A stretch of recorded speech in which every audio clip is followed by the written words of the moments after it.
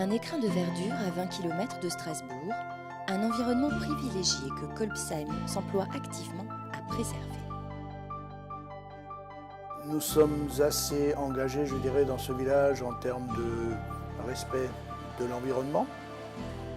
Et donc nous voulions une école qui soit dans cet esprit-là, du développement durable, et qu'elle serve aussi d'outil pédagogique pour les enfants, donc futurs citoyens, pour leur montrer ce qu'on peut faire. Alors, pour y inscrire harmonieusement sa nouvelle école primaire, la commune a choisi l'architecte Philippe Zigwald, pionnier de la construction à haute qualité environnementale, qu'il pratique depuis près de 25 ans. Par rapport à notre démarche, c'est celui qui nous a le plus convaincus. Et j'ai envie de dire, il allait plus loin que ce que nous on pensait.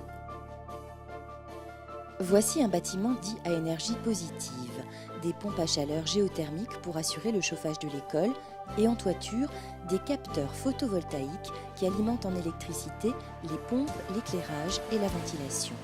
Le bâtiment est énergétiquement autosuffisant.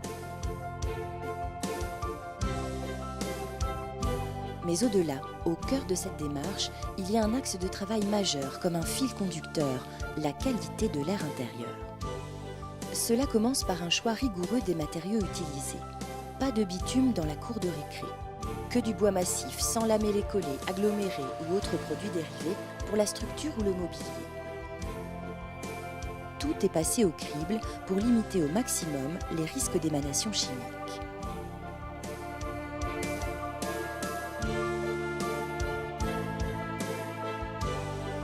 Côté ventilation, double flux et un appareillage situé à l'intérieur du volume chauffé. Pourquoi ? Pour éviter le risque de condensation dans les tuyaux qui favoriserait le développement de milieux microbiens. Dans cette école, les machines brassent un air sain. Et pour qu'il le reste, il y a un aspect à prendre en compte dès la conception, c'est la maintenance des installations. L'accessibilité est fondamentale pour faire régulièrement la chasse à la poussière, y compris dans les conduits de ventilation.